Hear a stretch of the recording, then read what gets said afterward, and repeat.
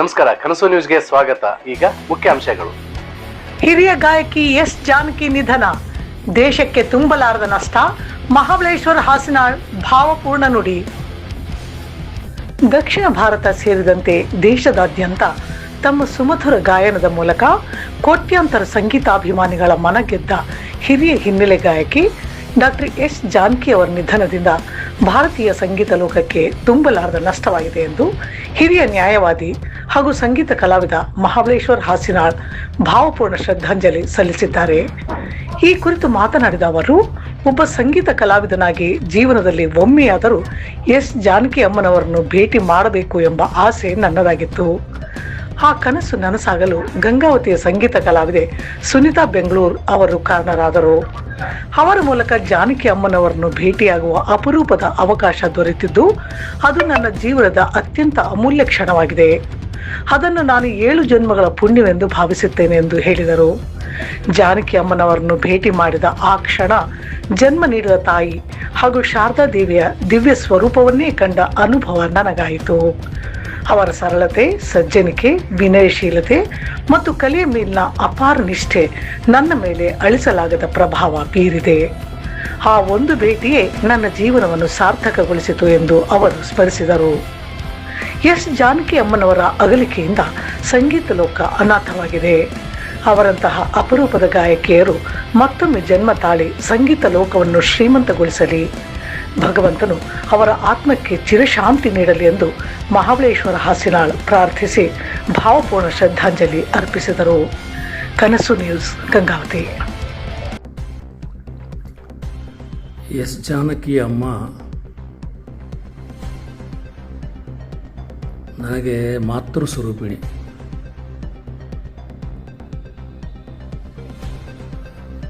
ಅವರು ಮಹಿಷಾಸುರ ಮರ್ದಿನಿ ಚಿತ್ರದಲ್ಲಿ ಪ್ರಥಮ ಬಾರಿಗೆ ರಾಜ್ಕುಮಾರ್ ಅವ್ರ ಜೊತೆ ಯುಗಳ ಗೀತೆ ಹಾಡಿದರು. ಆ ಗೀತೆ ನನಗೆ ಸದ್ಯ ನೆನಪಿಲ್ಲ. ಅದೇ ತುಂಬಿತು ಮನವು ನುಂಬಿದ ಮನವು ಪ್ರೇಮದ ಗಾಳಿ ನನ್ನ ಜೀವನ ಬರಳಿ, ಇದನ್ನು ಹಾಡಿದರು. 1962ರಿಂದ ಅಥವಾ ಅದಕ್ಕಿಂತ ಮುಂಚಿನಿಂದನೂ ನಾನು ಎಸ್ ಜಾನಕಿ ಅಮ್ಮನವರ ಹಾಡುಗಳನ್ನ ಎಷ್ಟೊಂದು ಕೇಳಿದೆ ಅಂದರೆ ಎಷ್ಟೊಂದು ಕೇಳ್ತಾ ಬಂದು ಇವತ್ತಿನವರೆಗೂ ಈ ವಯಸ್ಸಿನಲ್ಲೂ ಅಂದರೆ ಲೆಕ್ಕ ಇಲ್ಲದಷ್ಟು. ಅವರ ಧ್ವನಿಯಲ್ಲಿ ಒಂದು ಅದ್ಭುತ ಶಕ್ತಿ ಇದೆ. ಅವರು ನಮ್ಮಂಥವರೆಲ್ಲ ಏನು ಹೇಳಬೇಕು, ಅವರು ಸರಸ್ವತಿ ಪುತ್ರಿ, ಗಾನ ಕೋಕಿಲೆ, ನಾವು ಯಾರು ಅವ್ರಿಗೆ ಹೇಳೋಕ್ಕೆ ಅವರ ಧೂಳಿನ ಒಂದು ಕಣನೂ ಕೂಡ ಅಲ್ಲ ನಾವು. ಆದರೆ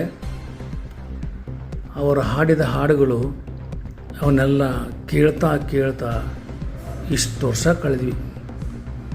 ನನ್ನಂಗೆ ಎಷ್ಟು ಕೋಟ್ಯಾಂತರ ಪ್ರೇಮಿಗಳು ಆ ತಾಯಿಯ ಹಾಡುಗಳನ್ನು ಕೇಳಿ ಆನಂದ ಪಟ್ಟಿದ್ದಾರೋ, ತಮ್ಮ ಜೀವನದಲ್ಲಿ ಪಥದಲ್ಲಿ ಅವುಗಳನ್ನೆಲ್ಲ ಗುನ್ಗುಡ್ತಾ ಇದ್ದಾರೋ, ಅವರೆಲ್ಲರಿಗೂ ನಿನ್ನೆ ದಿನ ದುಃಖದ ದಿನವೇ. ನಾವು ವಿಚಿತ್ರ ಜನ. ಏನಂದರೆ ನಮಗೆ ಬೇಕಿದ್ದೆಲ್ಲ ಕಾಯಂ ಇರಬೇಕು ಅಂತ. ಕಾಯಂ ಯಾರು ಇರ್ತಾರೆ, ಯಾವುದು ಇರ್ತದೆ, ಯಾವುದು ಕಾಯಮಲ್ಲ. ಬಂದವರು ಹೋಗಲೇಬೇಕು.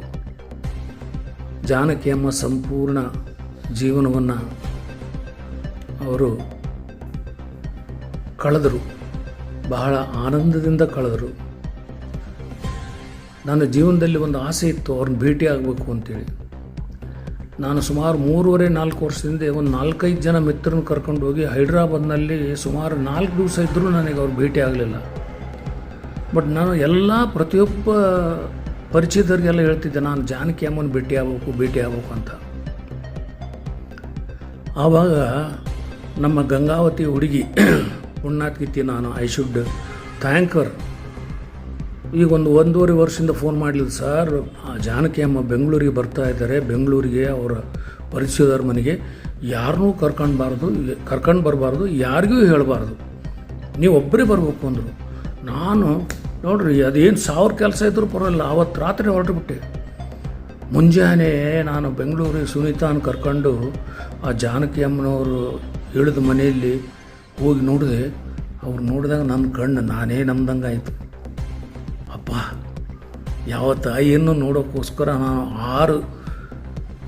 6-7 ದಶಕಗಳ ಕಾಲ ನಾನು ಪರಿತಪಿಸಿದ್ನೋ, ಆ ತಾಯಿ ನನ್ನ ಎದುರಿಗೆ ಕುಂತ್ಕೊಂಡ್ಬಿಟ್ಟಾಳೆ, ಕುರ್ಚಿಯಲ್ಲಿ ಆಸೀನಳಾಗಿ, ಸಾಕ್ಷಾತ್ ಸರಸ್ವತಿ. ಏನು ನನ್ನ ಜೀವನ ಸುಕೃತ ಆಯಿತು, ನನ್ನ ಜೀವನ ಪಾವನ ಆಯಿತು. ನನ್ನ ಗುರುಗಳಾದ ಪುಟ್ಟರಾಜರ ನಂತರ ನಾನು ಆರಾಧಿಸುವುದು ಎಸ್ ಜಾನಕಿ ಅಮ್ಮನವರನ್ನು ಮತ್ತು ಮೊಹಮ್ಮದ್ ರಫಿಯನ್ನು. ಪ್ರತಿ ದಿವಸ ನಾನು ಅವ್ರನ್ನ ಆರಾಧನೆ ಮಾಡ್ತಾನೆ. ಜಾನಕಿ ಅಮ್ಮವರ ಮುಂದೆ ಹಾಡಿದೆ ನಾನು ಕೆಳಗೆ ಕೂತ್ಕೊಂಡು. ಏನು ಸಿರಿತನ ಬೇಕೆ ಬಡತನ ಸಾಕೆ ಎನ್ನುತ್ತಾ ಬಗೆ ಬಗೆ ಕೇಳುವರೆ ಕನ್ನಡ ನಾಡಿನ ಹೆಣ್ಣಿನ ಹೊಮ್ಮನ ಮೊರೆ ಇಡಬೇಕೆ ನನ್ನ ದೊರೆ ನನ್ನ ದೊರೆ ನನ್ನ ದೊರೆ ನನ್ನ ದೊರೆ. ಮನಮೆಚ್ಚಿದ ಮಡದಿ ಇದು. ಲೀಲಾವತಿಯರ ಮೇಲೆ ಚಿತ್ರೀಕರಣ ಮಾಡಿದ ಗೀತೆ ಇದು. ಇದನ್ನು ಹಾಡಿದೆ. ಆನಂತರ ಇನ್ನೂ ಒಂದು ಕುಲವಧು ಚಿತ್ರ,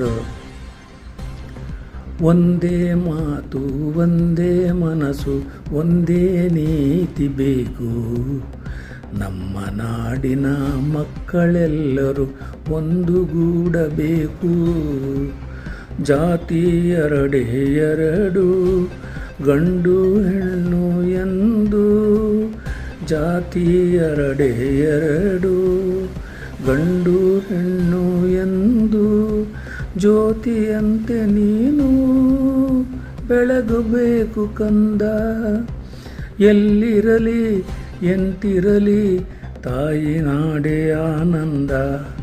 ಇನ್ನೂ ಅನೇಕ ಅವರ ಹಳೆ ಗೀತೆಗಳನ್ನ ಹಾಡಿದೆ. ಭಾಳ ಸಂತೋಷಪಟ್ಟರು. ನಾನು ನನ್ನ ಹಣೆಯನ್ನು ಅವರ ಪಾದಗಳಿಗಿಟ್ಟೆ. ತಮ್ಮ ತೊಡೆಯ ಮೇಲೆ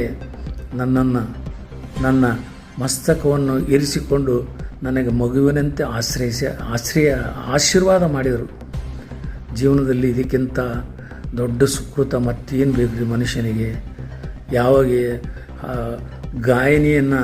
ಯಾವ ಗಾಯಕಿಯನ್ನು ನಾನು ಆರಾಧ್ಯ ದೇವತೆ ತಾಯಿಯ ಸಮಾನವಾಗಿ ಕಾಣುತ್ತಿದ್ನೋ ಅವ್ರ ದರ್ಶನ ನನಗೆ ಆಯಿತು ಅಂದಮೇಲೆ ಮತ್ತೇನು ಉಳಿತು ನನಗೆ? ಗುರುದರ್ಶನ ಆಯಿತು. ನಾನು ಆರಾಧಿಸುತ್ತಿದ್ದ ಎಸ್ ಜಾನಕಿ ಅಮ್ಮನ ದರ್ಶನ ಆಯಿತು. ನಿಜವಾಗಲೂ ನಾನು ಧನ್ಯ. ಆಕೆ ಆತ್ಮಕ್ಕೆ ಶಾಂತಿ ದೊರೆಯಲಿ. ಎಲ್ರಿಗೂ ನಮಸ್ಕಾರ.